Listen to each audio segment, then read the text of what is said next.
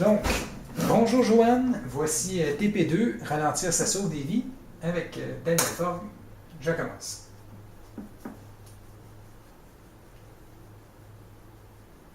Bonjour. Quand on conduit, ralentir, ça peut sauver beaucoup de vies. Donc, la Fondation des sourds du Québec présente Ralentir, ça sauve des vies, en collaboration avec la Société d'assurance automobile du Québec.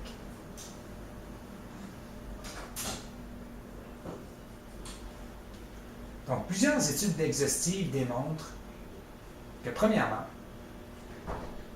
les limites de vitesse, seulement une personne sur trois les respecte. Deuxièmement, 23% des accidents causent la mort. 19% d'entre eux sont des accidents à blessures graves et 13% causent des blessures superficielles.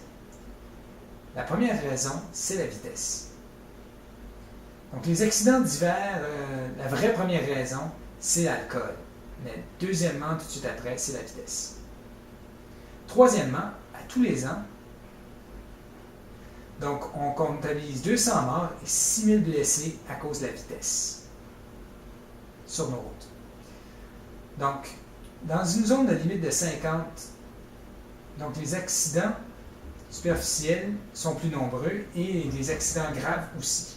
Dans les limites de 90, les accidents causent davantage la mort. Dans les zones de 50 et 90,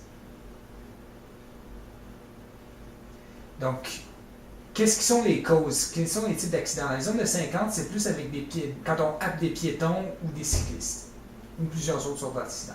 Dans la zone de 90, c'est plus deux véhicules qui vont être en cause. Donc, c'est important de respecter la limite de vitesse. Vous pensez peut-être que c'est pas important, que c'est seulement pour les points de démérite ou les contraventions, mais c'est sérieux.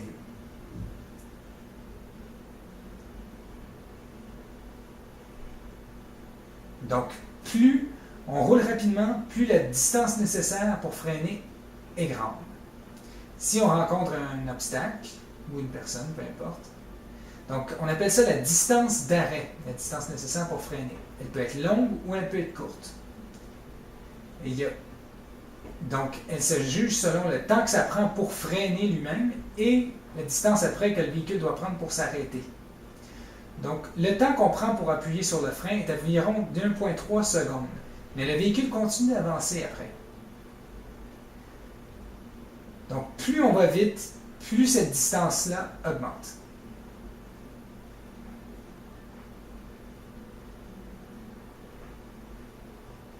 Donc, et le mouvement de freinage va être influencé aussi par l'état des pneus, de l'auto, par la chaussée, l'état de la chaussée. Donc, ça peut tout influencer la distance de freinage. Donc, 15,5 mètres à 30 km/h, 31,2 mètres à 50 km/h et 88,6 mètres à 100 km/h. Les freins ABS, beaucoup de gens pensent que c'est très bon, que ça freine sur une courte distance, mais ce n'est pas vrai. Sur la chaussée sèche ou mouillée, les freins ABS ou les freins normaux, le mouvement de freinage est à peu près similaire. Par contre, si il y a de la roche sur la chaussée, s'il pleut ou s'il neige, les freins ABS, ils ont une plus longue distance de freinage que les freins normaux. À 50 km/h, la distance pour freiner est requise est du double qu'à 30 km/h. À 100 km/h, la distance de freinage est le triple qu'à 50 km/h. Ce qui veut dire que plus la vitesse augmente, plus la possibilité d'un accident augmente. Depuis longtemps, beaucoup pensent qu'ils sont des bons conducteurs, que c'est pas dangereux, la distance de freinage, tout ça. Si c'est ce que vous pensez, vous faites erreur. Parce que les accidents avec blessés graves ont augmenté.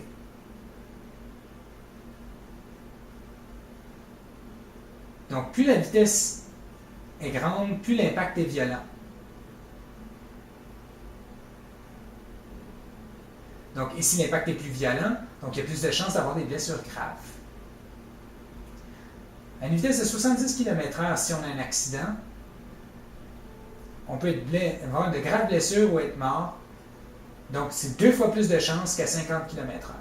À 100 km/h, si on a un accident, donc les blessures graves ou la mort, les chances quadruplent qu'à 50 km/h. Je donne un exemple.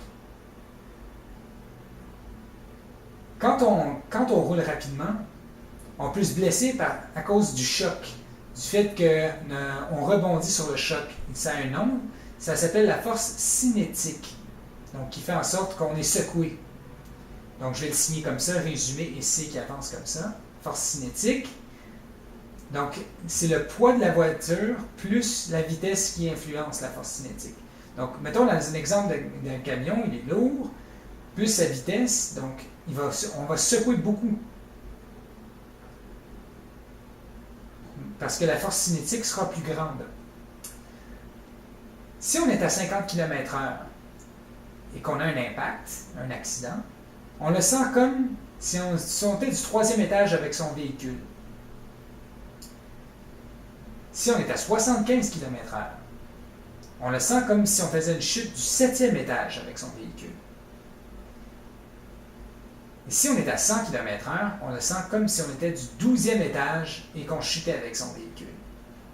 Donc, pour résumer, 3 étages, 50 km/h. 7 étages à 75 km/h. Et 12 étages à 100 km/h.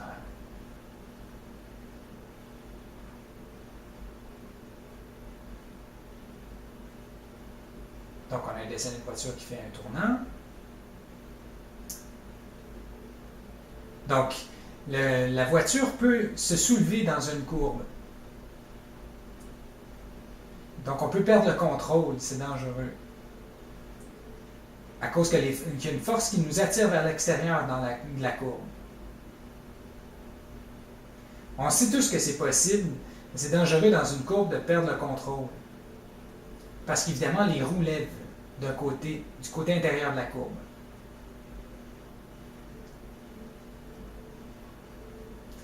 Donc,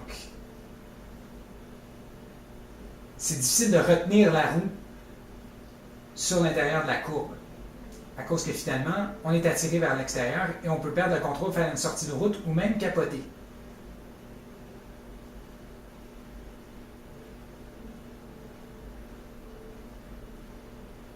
Donc, plus notre vitesse augmente, plus notre vision périphérique ou notre vision tout court diminue de périphérie. Notre champ visuel diminue en fait. Donc, quand on est à une vitesse normale, ou tranquillement, ou en arrêt, on voit à 180 degrés. Notre champ perceptuel est grand. Donc, on perd 50% de ce champ-là quand on augmente la vitesse, à cause que les informations vont trop vite, le cerveau n'est pas capable de les traiter. Donc, ce qui est en périphérie, on ne réussit pas à le voir. Donc, plus on va vite, plus notre cerveau n'est pas capable de voir ce qu'il y a sur les côtés. Exemple, quand on voit un enfant en voiture, si on le voit arriver, pour que notre œil attrape, ce n'est pas automatique quand on roule trop vite. Quand on essaye de freiner et que c'est impossible de freiner, de manœuvrer ou de tourner sec.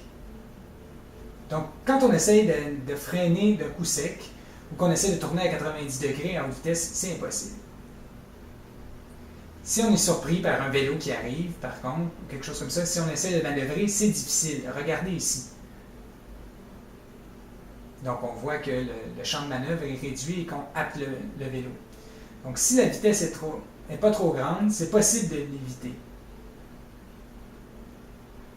Donc, on voit ici le dessin où on happe le cycliste, et ici où la vitesse serait diminuée, et qu'on est capable d'éviter le cycliste. Un camion, c'est long, c'est large et c'est lourd. Si on veut arrêter ou tourner d'un coup sec ou manœuvrer, c'est difficile, c'est long. C'est plus long qu'avec une auto. C'est plus difficile. Donc, un camion pour sa distance de freinage, c'est long. C'est plus long qu'une auto. Regardez ici, à 90 km/h, un camion s'arrête à 91 mètres. Il doit avoir 91 mètres de distance de freinage. Un automobile, 81 mètres. Donc, si on relâche la vitesse de seulement 10 km/h, ça fait une énorme différence. Mettons par exemple, ici, entre 50 et 60 km/h. Si vous pensez que non, je vais vous expliquer. Je vais vous montrer, je vais vous faire réfléchir. Donc, si, mettons, la température à l'extérieur est normale, que la chaussée est sèche, et que vous roulez à 50 km/h, et qu'un piéton arrive. Donc, 31,2 secondes. Donc, combien de temps? 1,3 secondes pour appuyer sur le frein. Donc, vous avez le temps de vous arrêter avant. Si votre vitesse est à 60 et que vous freinez, vous avez besoin de 42 mètres. Donc, vous dépassez. Donc, ça peut être un accident mortel, superficiel, ou même vous pouvez rendre quelqu'un invalide à vie.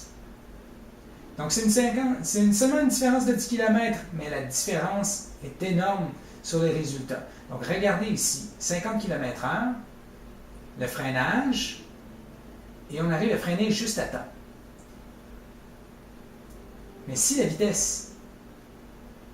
Donc, si à 50 km/h, on réussit à sauver la vie de cette personne-là qui peut rentrer chez elle.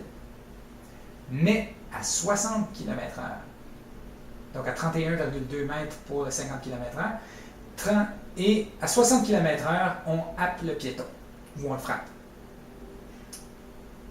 Les recherches sérieuses, beaucoup de recherches sérieuses ont dit qu'en camion, si on laisse juste 3 km de vitesse, les blessures ou causant la mort diminuent de 13%. Donc, n'oubliez pas, quand on conduit, ralentir, ça peut signifier de sauver beaucoup de vies. Donc, je vous souhaite bonjour et merci. Alors voilà, c'était Ralentir, ça sauve des vies, production de la Fondation des sourds du Québec, et je pense que je vais t'épargner, en fait, le générique qui s'en vient à la fin. Donc, merci beaucoup pour le délai, Joanne, et puis, écoute, je te souhaite une bonne correction, et puis une bonne fin de session, et puis, merci beaucoup. OK, salut!